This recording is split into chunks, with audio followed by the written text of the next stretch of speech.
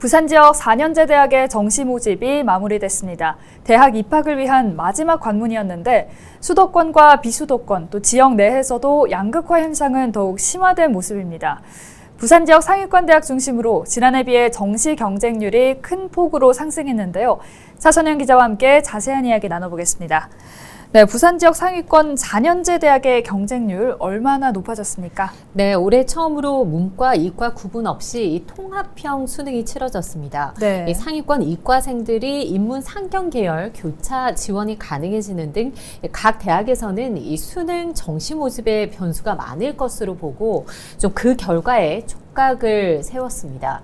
정시 모집 마감 결과 이 수험생들은 상향 지원했고 대학별 양극화는 더욱 뚜렷해졌습니다.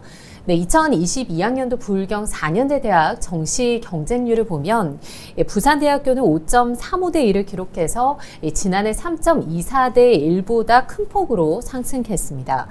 부경대와 한국해양대도 각각 5.38대 1, 5.71대 1로 지난해 3.08대 1, 3.43대 1보다 경쟁률이 높아진 것을 볼 수 있습니다. 이 사립대 중에서는 동아대학교가 가장 높은 경쟁률을 기록했는데요. 지난해 2.97대 1에서 4.84대 1로 경쟁률이 큰 폭으로 상승했습니다. 반면 중하위권 대학의 경우 소폭이긴 하지만 하락하거나 지난해와 비슷한 경쟁률이 나타났습니다. 동명대는 지난해 1.17대 1이었는데 올해는 1.07대 1, 영산대는 지난해 1대 1에서 올해는 0.71대 1을 기록해서 정원을 채우지 못했습니다.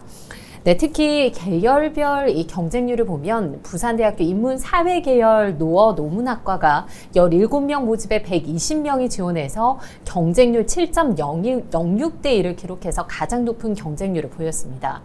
부경대학교는 물리학과가 12명 모집에 120명 지원해서 10대 1, 지구환경시스템과학부가 10.23대 1을 기록하는 등 상위권 대학에서 수험생들의 막판 눈치 작전이 치열했던 것으로 분석됩니다. 네, 말씀하신 것처럼 상위권 대학의 경쟁률이 눈에 띄게 상승했는데 그 이유는 무엇이라고 보실까요? 네, 입시 전문가들은 지난해 중하위권 대학의 경우 이 정원을 채우지 못해서 이 추가 모집이 이어진 곳이 많았습니다. 이 추가 모집을 예상한 수험생들의 학습 효과라고 이 입시 전문가들을 분석을 했는데 이 수험생들이 소신 지원에 나섰다는 것이죠.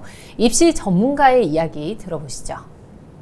결과가 낮아진 대학들 보면은 지난해 추가 모집 인원이 대규모 발생했던 대학 위주로 형성되었다고 보면 됩니다. 학생들 입장에서는 저 대학은 추가 모집이 올해도 형성되겠지라는 생각으로 좀 더 상위권으로 소신 지원한 학생들이 많은 결과로 풀이됩니다. 네, 학력 인구 감소도 밀접한 영향이 있는데 이 대학들 간 양극화 현상은 더 두드러질 것으로 보입니다.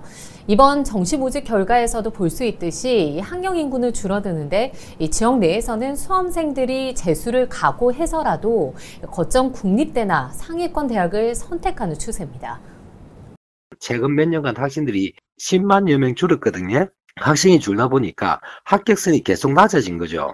학생 수 감소하고도 연결된 거고 부모님들이 자녀에 대한 기대치가 높아지고 있는 거죠. 혼자기 때문에 재수를 시키더라도 좀 더 나은 대학을 보내야지라는 기대 심리가 있다 보니까 지역의 우수한 학생들은 수도권 대학으로 빠져나가면서 이 지방대학은 생존을 고심할 수밖에 없는 상황 속에 다음 달 20일부터 이 추가 모집이 시작이 됩니다. 28일이면 대학별 정원 모집에 대한 최종 성적표가 나올 텐데요. 이 정시 모집 경쟁률이 최종 이 충원율로 이어질지는 지켜봐야 할 것 같습니다. 네, 차선영 기자 오늘 수고하셨습니다.